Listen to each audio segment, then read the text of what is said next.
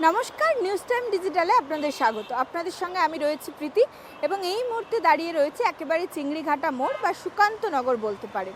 এবং যে খবর দেওয়ার জন্য আজ আসলাম, শুক্রবার অর্থাৎ আজ একেবারে রাত ৮টা থেকে সোমবার সকাল ৮টা পর্যন্ত এই যে আমার পেছনে দেখতে পাচ্ছেন চিংড়িঘাটা উড়ালপুল, সেই উড়ালপুল কিন্তু বন্ধ রাখার সিদ্ধান্ত নেওয়া হয়েছে এবং একেবারে ২ ধাপে বন্ধ করা হবে ১২০ ঘন্টা। আবারও ৩রা জুলাই থেকে শুক্রবার সকাল ৮টা থেকে রাত ৮টা থেকে সোমবার সকাল ৮টা পর্যন্ত কিন্তু এই উড়ালপুল বন্ধ থাকবে।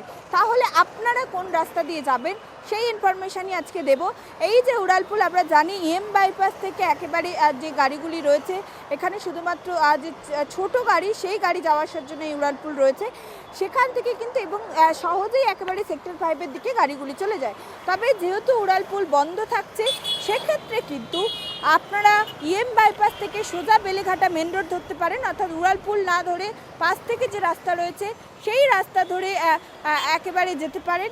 অন্যদিকে আরও একটি রাস্তা রয়েছে, একেবারে দেখাবো যে ছবিটা, এই যে নিচের রাস্তাটা অর্থাৎ এম বাইপাস থেকে কিন্তু একটি টার্নিংয়ের ব্যবস্থা করা হবে। আমরা জানি এম বাইপাস থেকে যে গাড়িগুলো আসে সেই গাড়িকে কিন্তু এই দিকে আসতে দেওয়া হয় না। তবে সেক্ষেত্রে যেহেতু এই উড়ালপুলের রাস্তা বন্ধ থাকছে, সেক্ষেত্রে কিন্তু একটি টার্নিংয়ের ব্যবস্থা করা হবে।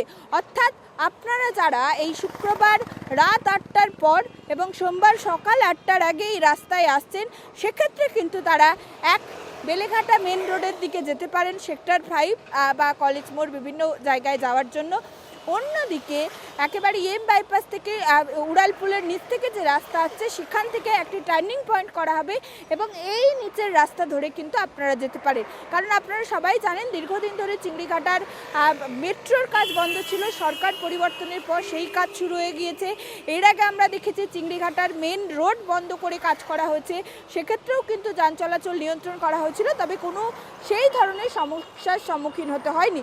আর মাত্র 3টি পিলারের কাজ রয়েছে এবং যে কারণেই কিন্তু এই যে উড়ালপুল সেই উড়ালপুল বন্ধ করতে হবে এবং তারপরেই কিন্তু 325, 26 এবং 327 এই 3টি পিলারে 2 ধাপে কিন্তু গার্ডার উত্তোলনের কাজ হবে এবং একেবারে এই গার্ডার উত্তোলন করে একেবারে যে গৌরীকিশোর মেট্রো স্টেশন রয়েছে সেখানে কিন্তু সংযোগ স্থাপন করা হবে এবং তারপরেই আর বেশ কয়েকটি কাজ রয়েছে এবং তারপরেই সবুজ সংকেত যদি পাওয়া যায়, অর্থাৎ সব কিছু যদি ঠিকঠাক থাকে, সেক্ষেত্রে কিন্তু পুজোর আগেই শহরবাসীকে নতুন মেট্রো রুট উপহার দেওয়ার ভাবনা রয়েছে মেট্রো রেল কর্তৃপক্ষের। ক্যামেরায় জ্যোতির্ময় সঙ্গে report, news time Bangla, Chingrighata.